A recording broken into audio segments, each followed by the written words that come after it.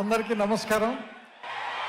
ముందు congratulations to Mad Square team, యాక్టర్లకి, టెక్నీషియన్లకి, అందరికీ పేరు పేరున.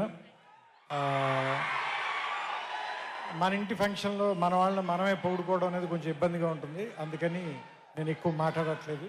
నేను ఒకే ఒక విషయం చెప్పి నేను ఈ ఉపన్యాసం ముగిస్తాను. నాకు ఇందాక నుంచి జై ఎన్టీఆర్ జై ఎన్టీఆర్ అని చూస్తూ ఉంటే JAINT జైంట్ గుర్తొస్తుంది. So he's a giant.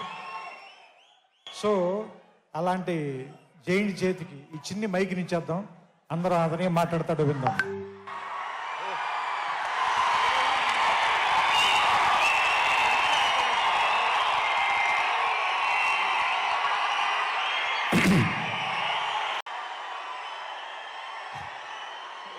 Please అండి, బావగారు ముందు ఫస్ట్ టైం మాట్లాడుతున్నాను, చాలా భయంగా ఉంది. ప్లీజ్.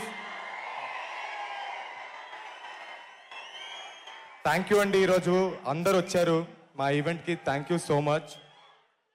నాకు ఈరోజు జనతా గ్యారేజ్ నుంచి ఒక డైలాగ్ చెప్పాలని ఉందండి.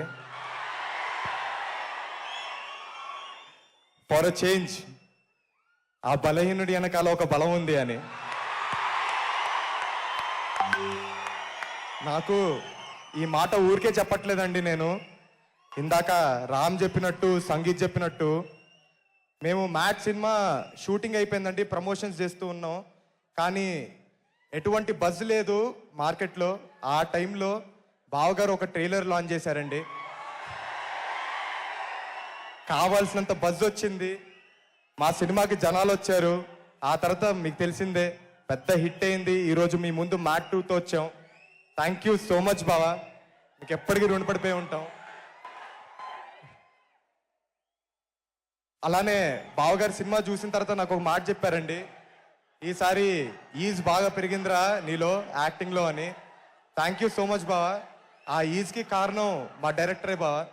ఎందుకంటే ఆయన ఎప్పుడు డైరెక్టర్గా లేరు, సెట్ పైన ఒక ఫ్రెండ్గా, ఒక మెంటర్గా ఉన్నారు. దాంతోపాటు ఒక వండర్ఫుల్ కో యాక్టర్స్ ఉన్నారు నా పక్కన, ఎప్పుడు ఫ్రెండ్స్గా. విష్ణు మామ కావచ్చు, యాంటోనీ కావచ్చు, కార్తికేయ కావచ్చు, లడ్డు విష్ణువే అండి. సత్యం రాజేష్ గారు, థ్యాంక్ యూ సో మచ్. అలానే సునీల్ గారు చాలా పెద్ద బూస్ట్ అయ్యారు మా సినిమాకి, థ్యాంక్ యూ సో మచ్. అలాగే మాకు ఈ అవకాశం ఇచ్చిన చిన్నబాబు గారికి, వంశన్నకి, అలాగే హారికకి థ్యాంక్ యూ సో మచ్. ఇంకా చాలా సేపు అయింది, మీరు చాలా వెయిట్ చేస్తున్నారు. బావగారు చాలా రోజులైంది మాట్లాడి, ఎక్కువ మాట్లాడకూడదు. థ్యాంక్ యూ సో మచ్ అండి, థ్యాంక్ యూ సో మచ్. ఎప్పటి నుంచో ఒక్కటి చేయాలనుకున్నాను, కుదరలేదు. జై